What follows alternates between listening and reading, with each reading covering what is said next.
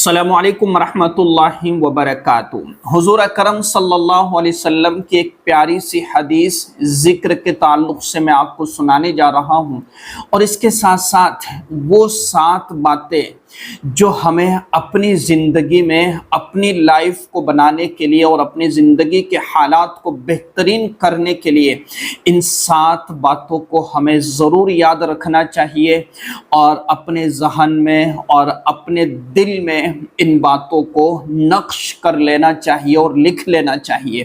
کہ یہ باتیں جو میں آپ کو بتلانے جا رہا ہوں یاد رکھنے کے قابل ہے اور عمل کرنے کے قابل ہے۔ تو کیا ہے حدیث اور اس کے ساتھ ساتھ وہ 7 باتیں؟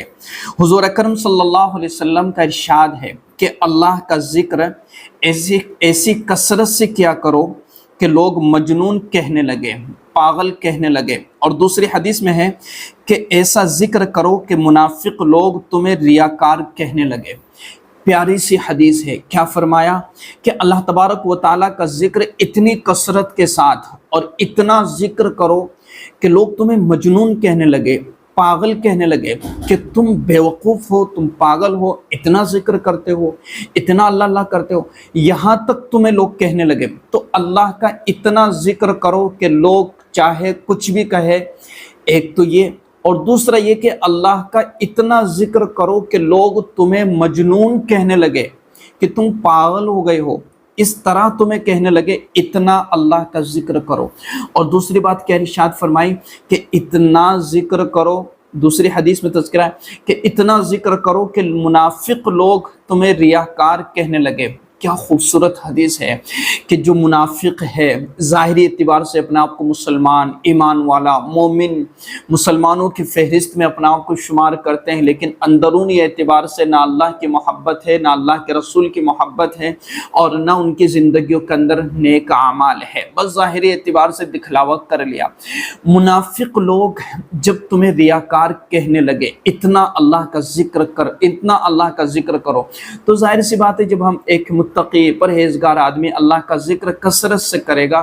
تو جو منافق لوگ ہیں ادھر ادھر باتیں بناتے پھرتے، باتیں کرتے رہتے، غیبتیں کرتے رہتے ہیں، تو وہ کیا کہیں گے؟ ریاکار، دیکھو دکھلاوا کرنے لگا ہے، دکھلانے کے لیے سب تسبیح پڑھتا رہتا ہے۔ تو ہمیں ان ساری چیزوں کی طرف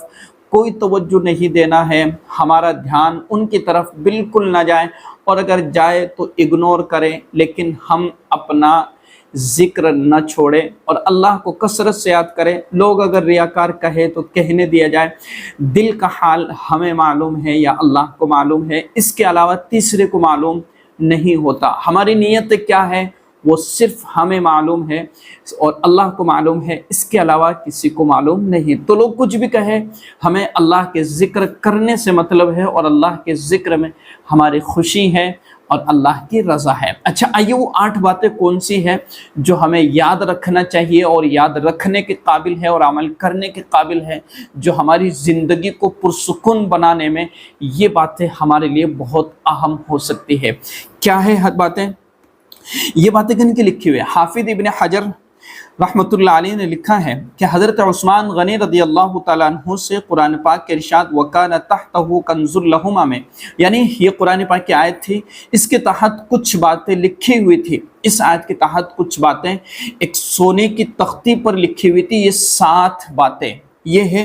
کہ مجھے تعجب ہے اس شخص پر جو موت کو جانتا ہو پھر بھی ہنسے، یعنی جس کو معلوم ہے کہ موت آنا ہے اور پھر بھی کھلکھلائے اور ہنسے اور اپنی پوری زندگی بس ایک اس طریقے سے گزار دے کہ ہنسنے اور کھیلنے اور کودنے کے اندر۔ اسے پتہ ہے کہ موت آنا ہے اور پھر بھی اس کو ہنسی آ رہی ہے، یعنی موت کا غم نہیں ہے، موت کا ڈر اسے نہیں ہے۔ تو کتنی بڑی زبردست بات لکھی ہے حضرت عثمان غنی رضی اللہ تعالیٰ عنہ نے، جو صحابی رسول ہے۔ اور پھر فرمایا کہ مجھے تعجب ہے اس شخص پر جو یہ جانتا ہے کہ دنیا آخر ایک دن ختم ہونے والی ہے،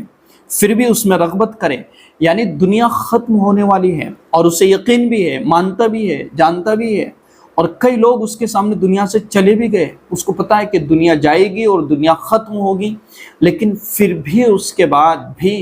وہ شخص دنیا سے دلچسپی رکھے، دنیا سے رغبت رکھے، دنیاوی معاملات میں اس طرح سے گر جائے، اس طرح پڑ جائے کہ اس کو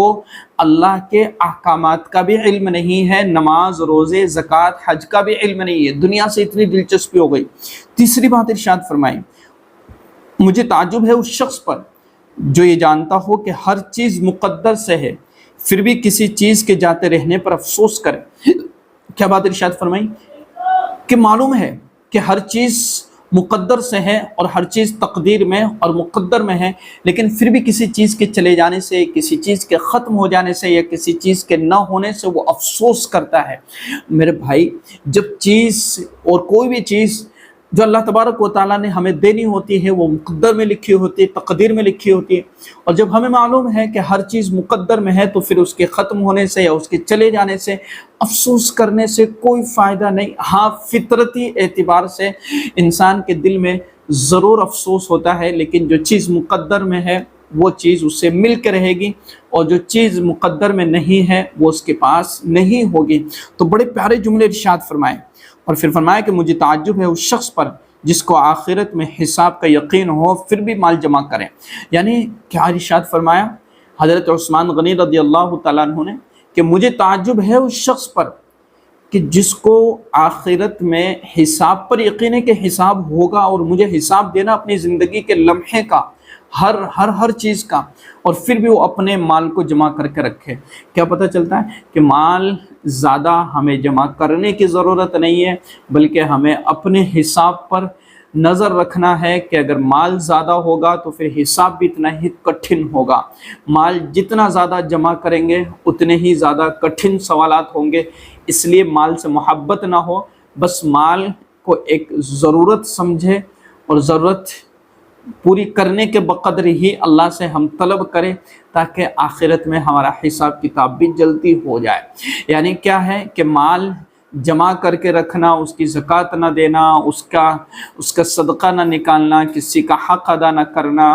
اور اپنے رشتہ داروں کے جو حقوق ہے ان کے حقوق کی رعایت نہ کرنا، یہ مال وبال جان بن جاتا ہے کل قیامت کے دن یہی مال وبال جان بن جائے گا۔ تو کیا فرمایا کہ جس کو آخرت کے حساب پر یقین ہے پھر بھی مال جمع کر رہا ہے، تو جب بندہ خرچ کرتا رہے گا، کیسے زکوٰۃ نکال دی، صدقہ نکال دیا، جس کا حق تھا اس کا حق ادا کر دیا، بہن بھائیوں کے، بیٹیوں کے، ماؤں کے، اسی طریقے سے والدین کے، جن کا جو حق تھا اس کا حق ادا کر دیا، تو وبال جان سے بچ جائیں گے۔ اسی طریقے سے ایک اور بات ارشاد فرمائی کہ مجھے تعجب ہے اس شخص پر جس کو جہنم کی آگ کا علم ہو اور پھر بھی گناہ کرے۔ اس کو پتہ ہے کہ جہنم کی آگ اور جہنم کی آگ کا علم ہے، اور پھر بھی گناہ کرے۔ اور پھر ارشاد فرمایا کہ مجھے تعجب ہے اس شخص پر جو اللہ کو جانتا ہو پھر کسی اور چیز کا ذکر کرے۔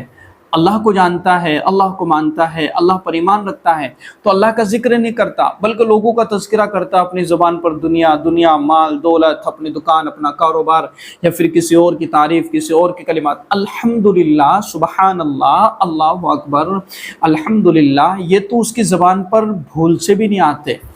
تو جس کو معلوم ہے کہ میں اللہ کو مانتا ہوں اور اللہ کو جانتا ہوں، پھر بھی اللہ کا شکر ادا نہیں کرے، اللہ کا ذکر نہ کرے، بلکہ لوگوں کا ذکر کر رہا ہے، تو ادھر ادھر کی چیزوں کا ذکر زیادہ کرنے کے بجائے زیادہ سے زیادہ ذکر ہمیں اللہ کا کرنا چاہیے۔ اور اسی طریقے سے 7ویں نمبر پر جو 7ویں بات ارشاد فرمائی، مجھے تعجب ہے اس شخص پر جس کو جنت کی خبر ہو پھر دنیا میں کسی چیز سے راحت پائے۔ یعنی جس کو جنت پر یقین ہے اور اسے معلوم ہے کہ جنت ایمان والوں کو ملنا ہے، پھر بھی وہ دنیا کی کسی اور چیز سے راحت پائے اور راحت پانے کی تمنا کرے، یا دنیا سے دل لگی کرے، یا دنیا سے اپنا دل لگائے۔ یہ 7 بڑی زبردست باتیں ہیں، اور ان باتوں کو ہمیں لکھ لینا چاہیے، نوٹ کر لینا چاہیے، اور اپنی زندگی کے اندر ان باتوں پر عمل کرنے کی کوشش کرنا چاہیے۔ تو ہم بھی دعا کرتے ہیں کہ اللہ تبارک و تعالی ہم سب کو ان ساری باتوں پر عمل کرنے کی توفیق عطا فرمائے، اور اس ویڈیو کو ضرور شیئر کیجیے گا